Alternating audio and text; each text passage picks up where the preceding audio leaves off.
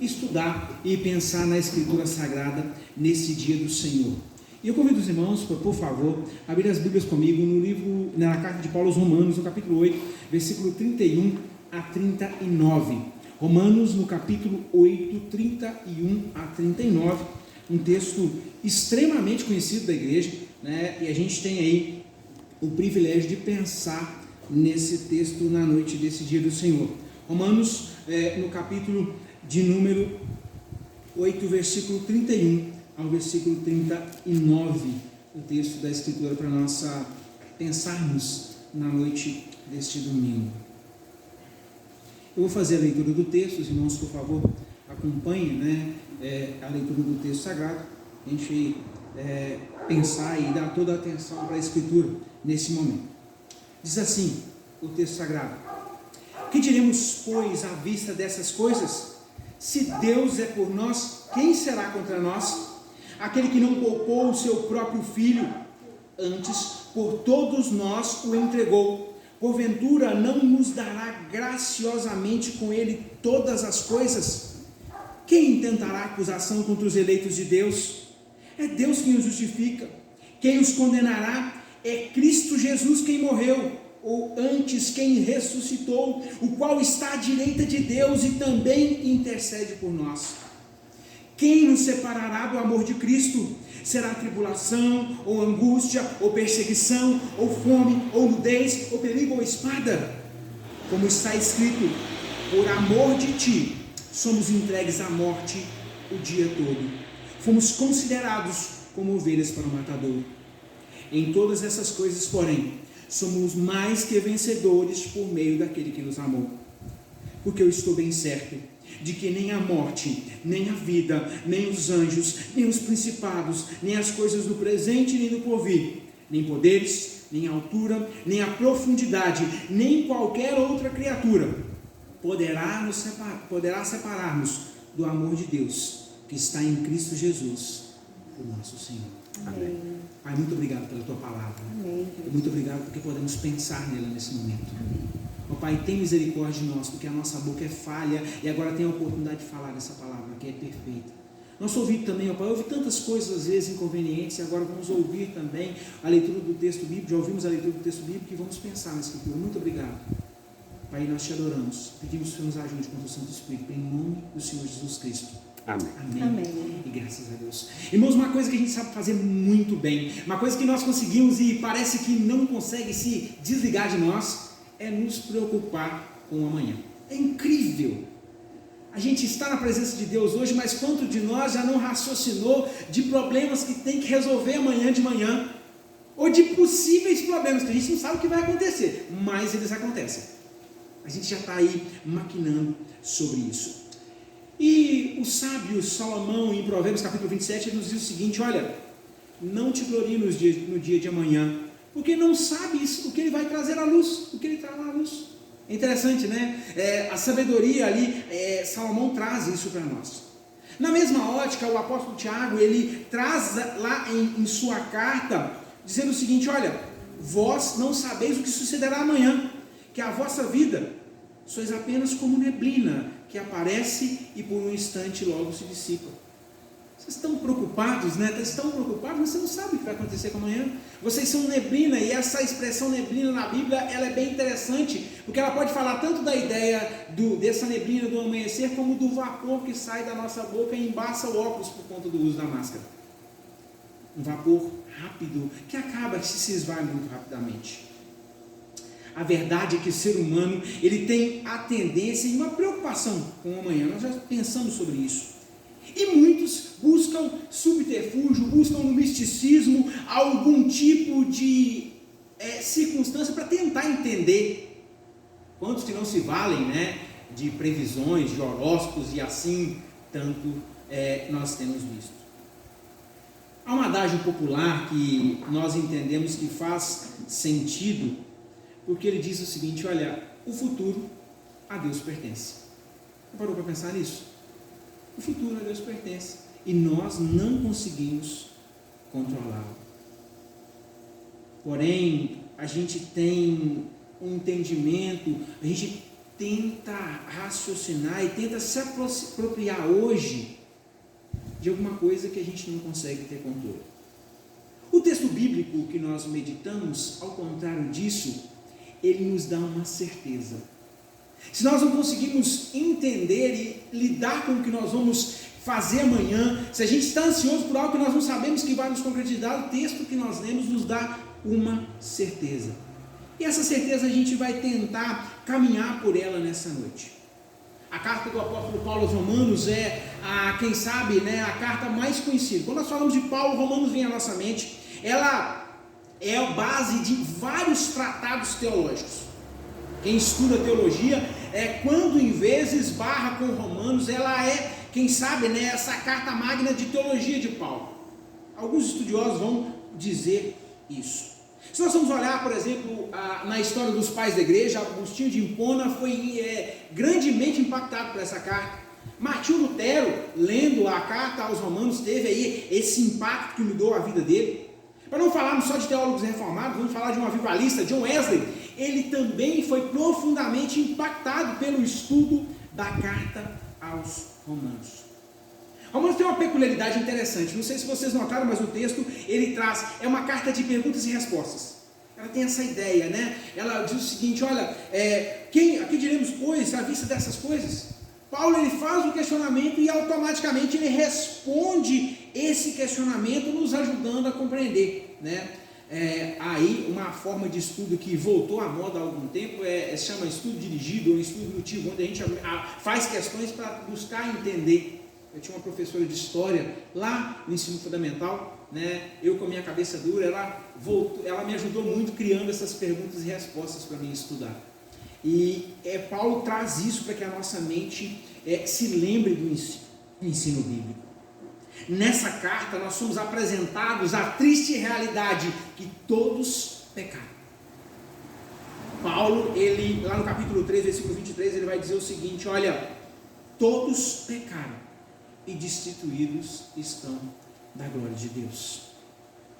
Graças a Deus que já no versículo, pouco depois, ele diz o seguinte, olha, porém sendo justificados gratuitamente pela graça e pela redenção que há em Cristo Jesus. O texto que nós lemos, que é a base da nossa meditação, ele vem depois dessa exposição que vai afirmando sobre gravidade do pecado. O pecado nos é apresentado e as mazelas do pecado, desde o capítulo 1, logo no seu início, vai sendo apresentado e destrinchado para nós. Nós somos apresentados também a ideia da lei, que nos apresenta o que é o pecado, que nos diz o que é o pecado, mas ela mesmo não pode nos salvar. Nós somos conscientizados de uma luta que você e eu diariamente precisamos travar contra o nosso coração.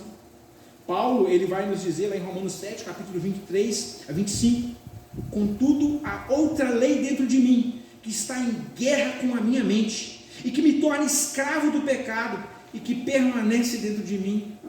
Como eu sou miserável! Quem me libertará desse corpo mortal, dominado pelo pecado?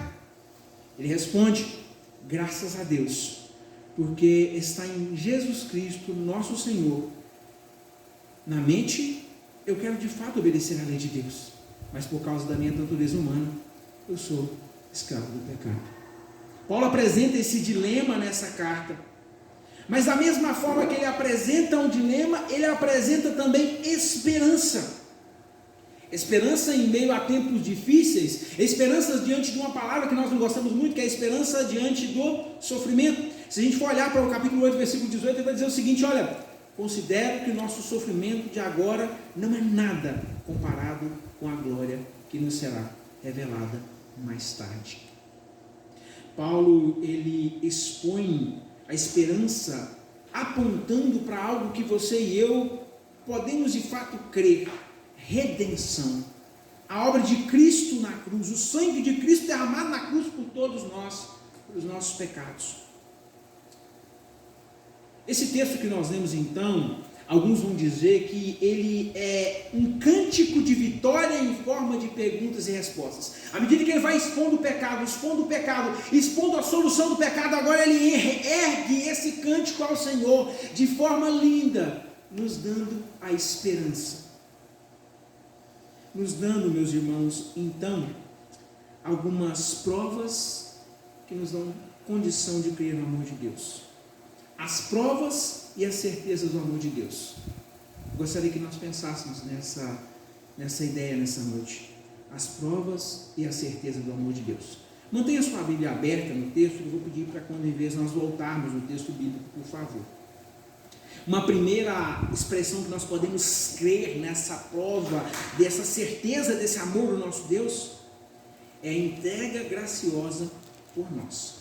Veja comigo, por favor, nos versículos 31 e 32, o texto ele começa a trazer essa expressão linda para nós.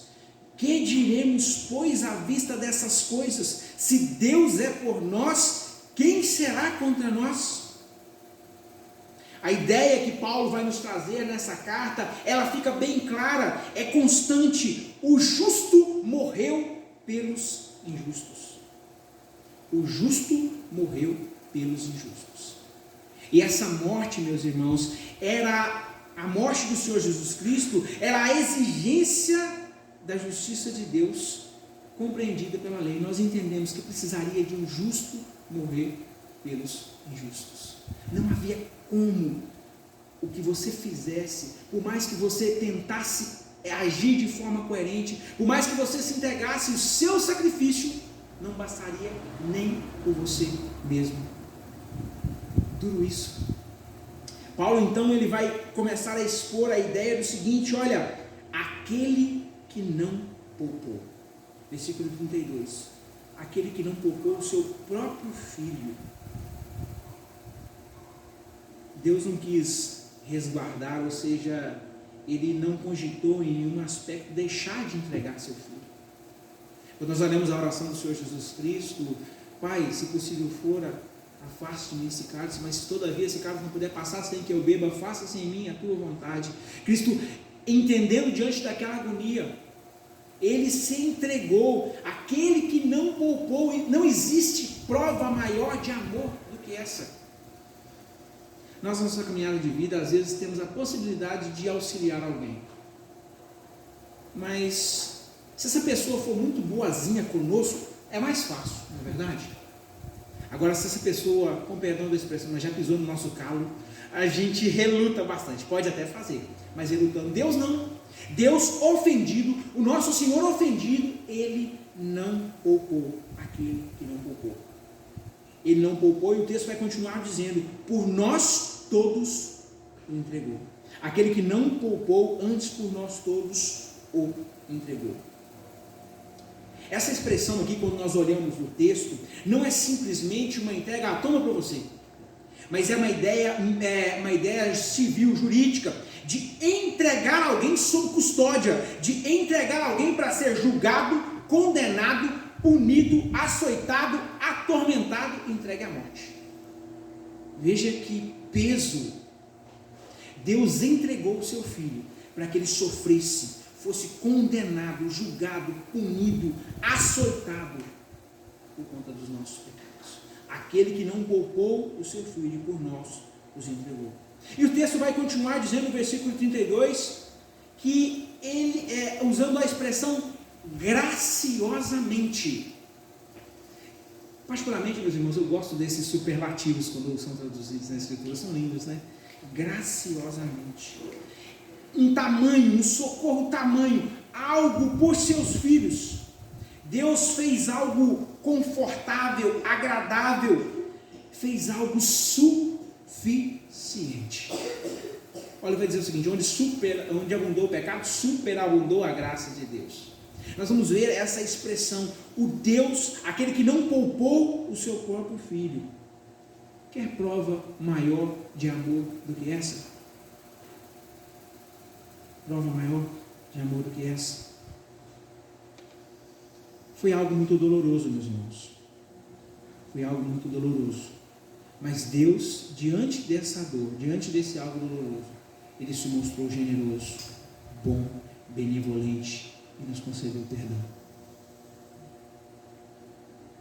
Pois bem, se nós entendemos que Deus, Ele nos entregou, Ele fez uma entrega graciosa por você e por mim, nós vamos ter também um presente de Deus, que é a justificação.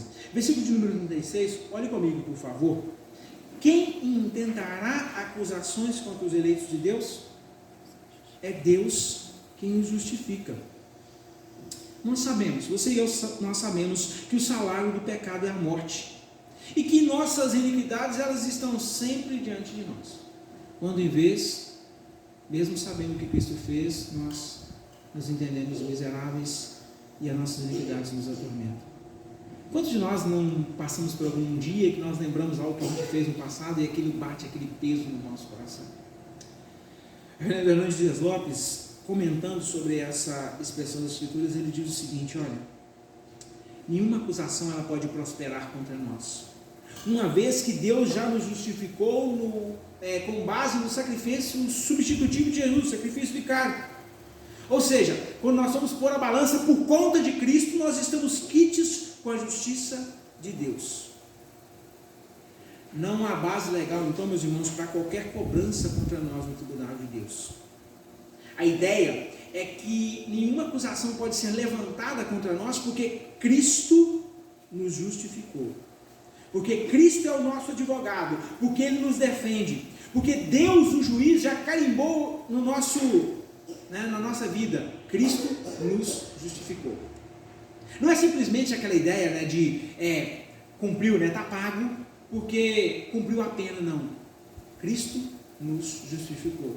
Lembre-se disso. Guarde isso no seu coração. Isso nos ajuda a descer do nosso salto, a não ter soberba no coração. Nossos pecados, meus irmãos, já foram perdoados. Nossa dívida foi paga. A justiça de Cristo já foi acreditada em nossa conta. Nós estamos justificados. Creia nisso, porque isso é real. Isso é absoluto. Isso é irrevogável. Que precioso é nós lembrarmos de um Deus que pensou nos detalhes por nós. Ele nos justificou.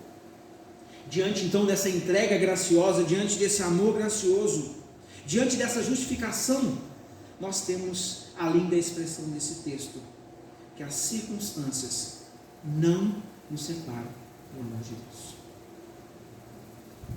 É inegável.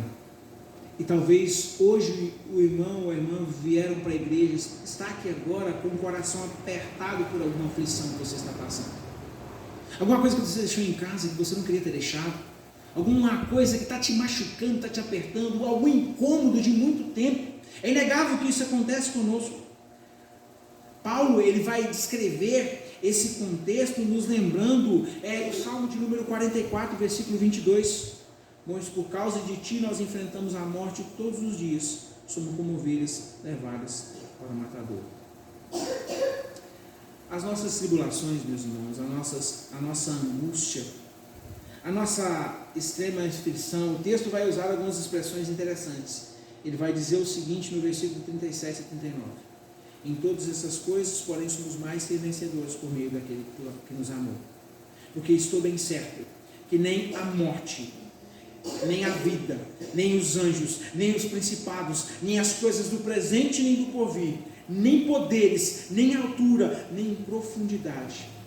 A ideia, meus irmãos, aqui é que não há aflição, perseguição, fome, nudez, perigo, espada, A ideia de espada aqui, para nós talvez faça pouco sentido, mas para aqueles cristãos, que viviam a iminência de morrerem por conta de Cristo, que eram jogados para os leões, que eram usados como divertimento para o povo.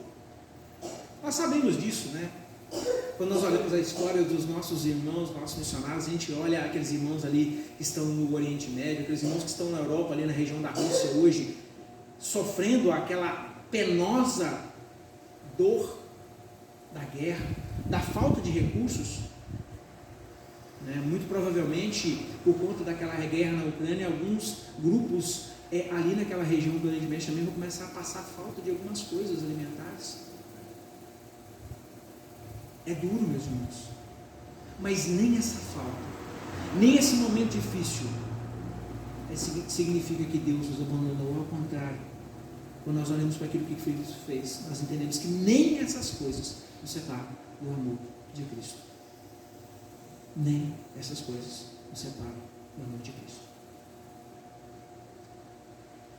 O texto vai nos dizer que, mesmo diante dessas circunstâncias duras, e o próprio Paulo vai dizer isso em Efésios, no capítulo 5, versículo 25, como Cristo amou a igreja, Ele se entregou por ela.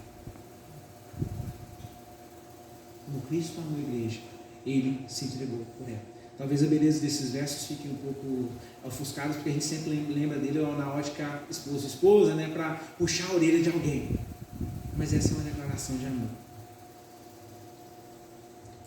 Esse texto e esse parágrafo, ele se encerra com mais uma expressão de esperança.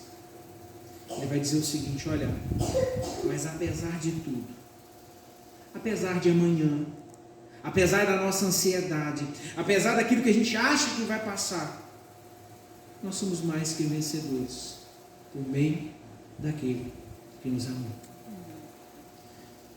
Eu estou convencido que nem a morte, nem a vida, nem anjos, nem demônios, nem o que existe hoje, nem o que virá no futuro, nem poderes, nem altura, nem profundidade, nada em toda a criação jamais poderá nos separar do amor de Deus, revelado em Cristo Jesus, o nosso Senhor. Meus irmãos, pensem comigo. Diante disso, nós podemos meditar. O centro da nossa esperança não está na bonança ou na tranquilidade. O centro da nossa esperança não está na bonança ou na tranquilidade, mas no Senhor Jesus Cristo. Nós somos mais do que vencedores e alcançamos uma vitória inigualável que não pode ser comparada ao que nós almejamos nessa terra. Já viu que nós somos extremamente arraigados nessa terra? A gente baseia o sentido da nossa felicidade se a gente levanta de manhã e tem todos os nossos sonhos realizados. A gente está mais alegre porque tem coisas que vão se desfazer, coisas que vão acabar com o tempo. É incrível, né? A gente se sente mais alegre com Deus e não tem nada de errado nisso, em poder fazer um programa diferente, é bênção de Deus, mas não é isso que vai pautar a nossa esperança. Não é isso que vai pautar a nossa esperança. Paulo, então, ele escrevendo aos Romanos, ele vai dizer dessa esperança, no capítulo 5, versículo 5, que essa esperança não traz confusão, porque o amor de Deus é derramado em nossos corações, pelo Espírito Santo que nos foi dado. Ao olhar para amanhã, meus irmãos, que pode ser um dia difícil, eu não vou dizer aqui que você vai sair daqui e vai ter todos os seus problemas resolvidos amanhã de manhã. E a Escritura aqui, ela não está dizendo que a gente vai ter, tudo vai dar certo amanhã. Eu não sei se vai dar tudo certo amanhã. Eu não sei, meus irmãos, nem como você está aí hoje, eu não tenho essa capacidade. Por mais que a gente converse, por mais que o reverendo converse com as pessoas, seja próximo das pessoas, ele não tem como cavar o fundo do coração. Não tem. Não tem como saber o que está no mais profundo. A gente tem uma capacidade imensa de sorrir chorando por dentro. A gente tem essa capacidade. Nós não sabemos então o que vai acontecer, o que vai ser do amanhã. Aquele a que nós amamos, meus irmãos, podem estar nos dando trabalho. Quantas mães vieram hoje orar com seus filhos aqui, porque eles estão dando trabalho? Quantas mães estão orando pelos seus filhos, porque às vezes eles estão caminhando pela porta larga? Isso pesa. A gente não sabe qual vai ser a exigência do nosso dia amanhã, a gente não sabe como o nosso patrão vai exigir de nós, qual vai ser a carga dessa semana. Nós não sabemos. Nós não sabemos, e eu não sei se aquilo que você tanto sonha está tão perto de você conseguir alcançar ou está tão longe. Aquilo que você almeja, eu não sei. E às vezes são almejados bons, corretos, coerentes. Às vezes com a vida da igreja, você tem sonhos para a vida da igreja, para a sua atuação na igreja. Isso é bom, isso é pertinente. A gente não sabe a que pé isso vai estar. Mas nós sabemos que temos a esperança em Jesus Cristo. Essa esperança que ela funciona para agora.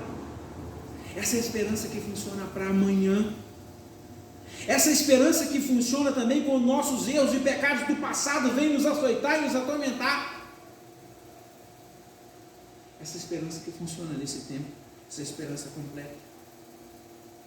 Ainda que o texto bíblico vai nos dizer, ainda que seres celestes, ainda que algo infernal, ainda que medos, abismos profundos demais para a nossa alma possam nos atormentar amanhã de manhã. Ainda que todas essas coisas, ainda que a nossa alma esteja sendo amassada,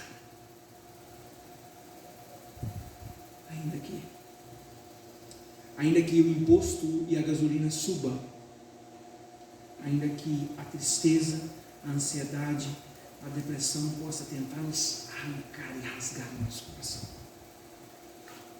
nada nos separa desse amor que está em Cristo Jesus. Amém.